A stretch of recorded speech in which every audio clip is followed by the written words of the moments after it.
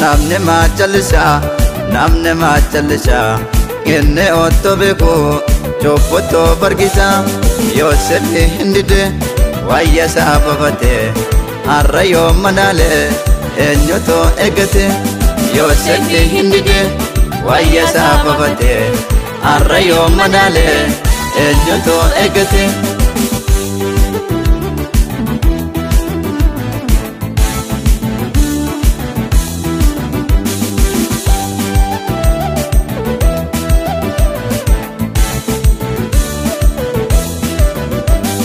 Wakayo nanova jede kan dubate arrayo nilale enyoto egate Wakayo dubate goftane enzobo dubi isavira motene enafu Wakayo dubate goftane enzobo dubi isavira motene enafu namne machalisa inne otto beku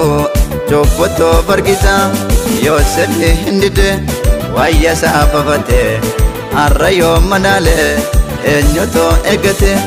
Yosef hindide wayya sababate arrayo manale enyoto egate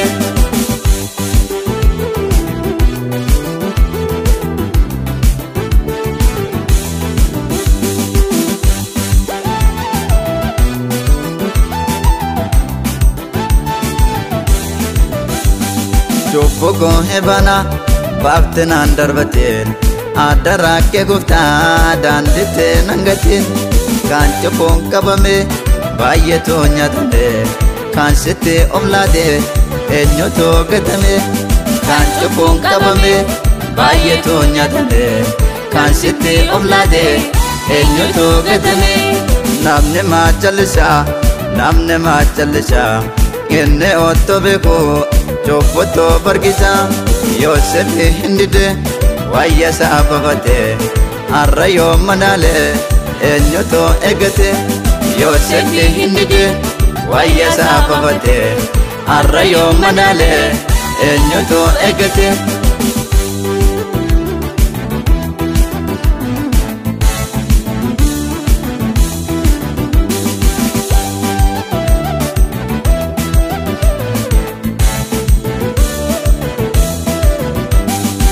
Kagessa male wante imbeku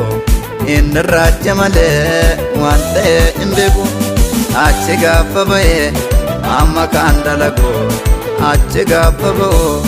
amma kandalagu achi gafabaye amma kandalagu achi gafabo amma kandalagu namne machalisa inne otto beku choppoto bargisa Yosef hindide wayya sababate arrayo manale enyoto egate Yosef hindide wayya sababate arrayo manale enyoto egate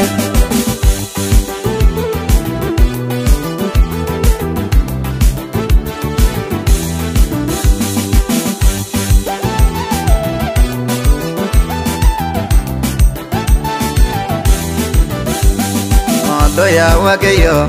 amatin lati otto goyanjero etena ingenin otto goyanjero etena ingenin otto goyanjero etena ingenin otto goyanjero etena ingenin otto goyanjero etena ingenin namne